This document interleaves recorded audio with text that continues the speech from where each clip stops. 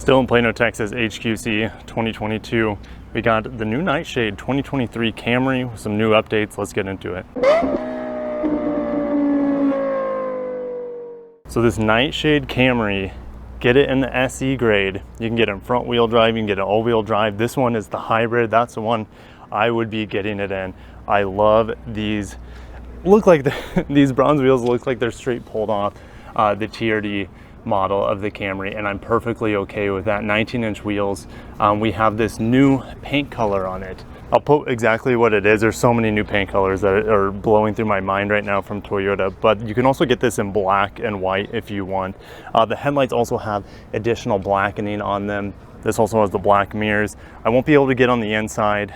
We got that black lid spoiler. We have blacked out Camry. Of course, it's a hybrid, this one being hybrid, so we have that blue accent as well. SE grade, all of them are SE grades, but I just want to give you a quick walk around of this Nightshade Camry.